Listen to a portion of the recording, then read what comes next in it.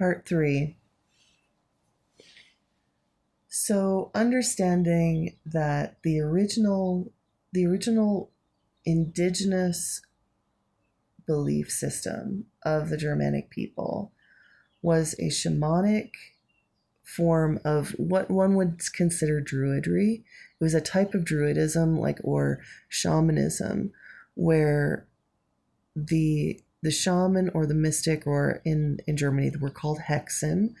The Hexen or the Hagtessa, or I think they were also called Helruna later on. But the Hexen, they would connect with the dwarves and the giants and the stones and all of natural elements, basically anyone who would be willing to help them understand the spirits. They would also speak to ancestors, and they would see the spiritual realm as this beautiful sea of information, and they would apply that to the physical realm by what manifested. So the physical realm would bring messages from the spiritual realm. And that was how I intuitively knew spirituality to be. And I unfortunately got brainwashed by Proto-Indo-European empire culture mystery schools. And so that is what I've been returning to in the last couple of years. But it is really hard to deconstruct 5,000 years of connection to this egregore, because the moment I started this work, all of a sudden my past lives started opening up, and I saw, past lives of being involved in mystery schools, in all the different lifetimes that I was seduced and tricked into serving these thought forms that pulled humanity away from physical reality and away from their own bodies into the abstract world. And I had to realize that I had to heal my soul. And this takes time. You can't just yell at the ether and demand that the world change. No, no, no, no. That is not the way shamanism works. You go within and you got to change you. You can't change the world. This is the biggest lesson that us witches know. You cannot change the world, little ones. You cannot. You can get on this app and you can get on social media and you can rant and rave until your body breaks down and you die from stress, and you will have changed nothing. True change comes when you go within and you change yourself. And it is a silent and beautiful and transformative process. Only we can change ourselves. And then what I can do is change myself and share my stories with you.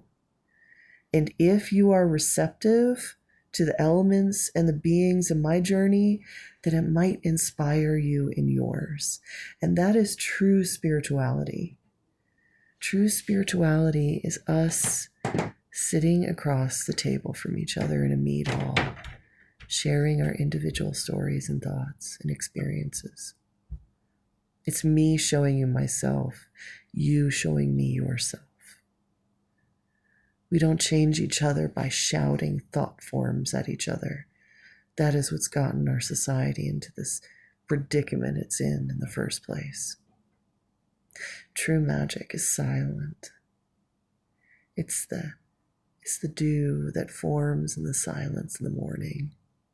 It's the grass that grows while you don't even notice it. It's the body that repairs itself while you are sleeping.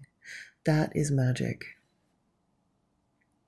It happens when you aren't looking.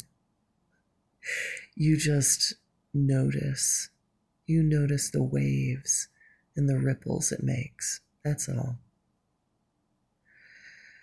And I think that's really what I've been coming to terms with, and which has been so hard for me to write, because I don't want to share more thought forms. I don't want to share more disease into this world through mystery schools and magic, because I know it's all been corrupted. So I've been focusing on returning back to my body, and my Kriya Yoga practice has made me focus on my breath, my organs, my physical body as I go to the gym and I work out. I'm constantly in communication. How do you feel, little ankle? How do you feel, shoulder? How do you feel, stomach? How do you feel, muscle? Do you like this exercise? Is this making you stronger?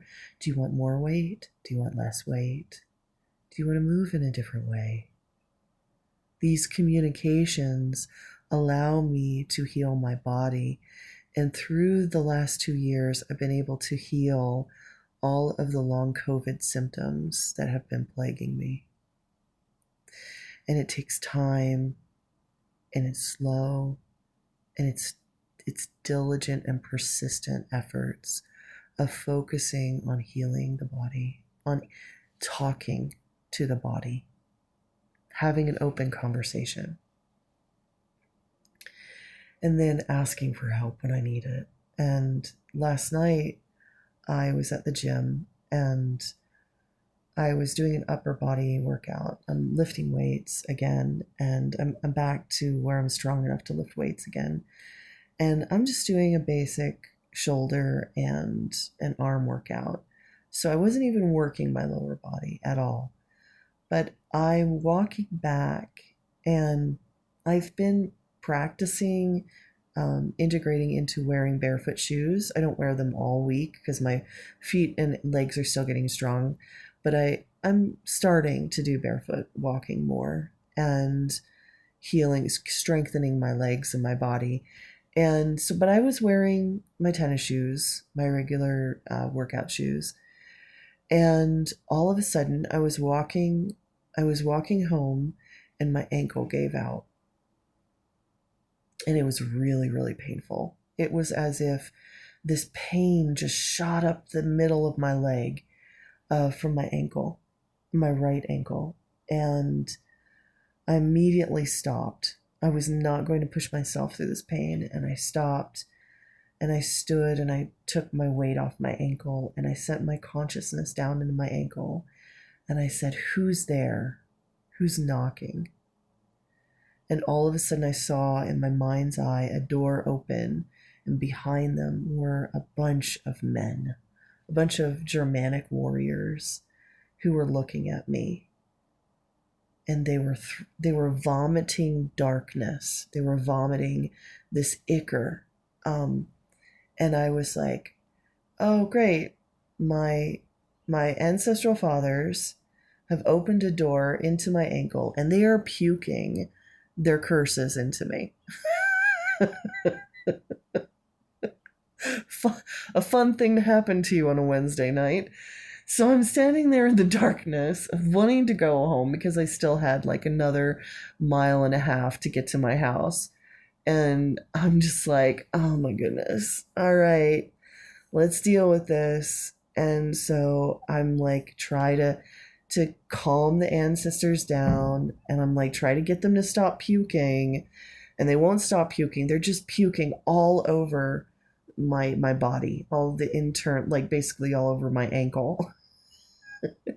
And they're just puking and puking. They're just throwing up, and I'm just like, "Grandfathers, like, thank you for showing me your disease. Thank you for showing me your weakness."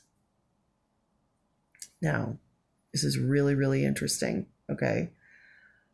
My father had a bone disease where all the bones in his ankle and right ankle and foot were fused together. I think it was his right foot. I could be wrong, but it was in his ankle and foot that were fused together.